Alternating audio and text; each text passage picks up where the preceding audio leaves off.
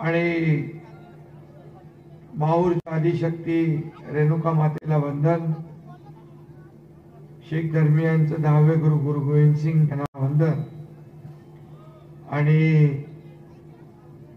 तमाम आदिवासींचं दैवत बिरसा मुंडा यांना कोटी कोटी नमन। नांदेड या जिल्ह्याला मोठा राजकीय वारसा लाभलाय। खरं म्हणजे भोकरच्या या मतदारसंघात आपली लाडकी बहीण श्री जयाताई चव्हाण निवडणुकीच्या रिंगणामध्ये आहे। श्री जया यांच्या नावात जय आहे, त्यामुळे आपला विजय पक्का आहे ना पक्का। एवढ्या लाडक्या बहिणी, 2.5 कोटी लाडक्या बहिणी या लाडक्या भावाच्या सख्या बहिणी झाल्या राज्यातल्या।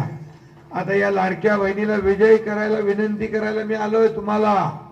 लाडक्या बहिणी आणि मागे लाडके भाऊ, ज्येष्ठ सगळे लोक मला हात वर करून सांगा, या लाडक्या बहिणीला श्री जयाला आपण विजय करणार। 20 तारखेला कमळाचं बटन दाबणार, 20 तारखेला कमळाचा शिक्का दाबणार आणि समोरच्याचं डिपॉझिट जप्त करणार। पक्का शब्द आहे तुमचा। मग ठरलं, बरोबर ठरलंय, आपलं ठरलंय आणि वारं महायुतीकडे फिरलंय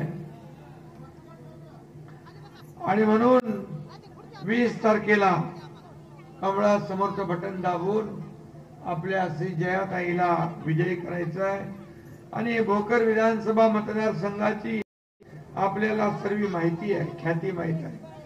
शंकरराव चव्हाण इथूनच विजयी झाले, ते महाराष्ट्राचे मुख्यमंत्री झाले, पुढे देशाचे संरक्षण मंत्री झाले, गृहमंत्री झाले। अशोकराव पण भोकरमधून निवडून आले, ते महाराष्ट्राचे मुख्यमंत्री झाले। आता अशोकरावांची कन्या निवडणूक लढवती आहे,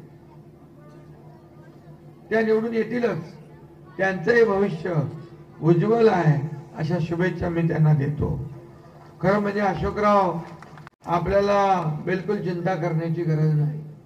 हा भोकर हा मतदारसंघ जे आहे, हा मतदारसंघ हा आपला बालेकिल्ला आहे।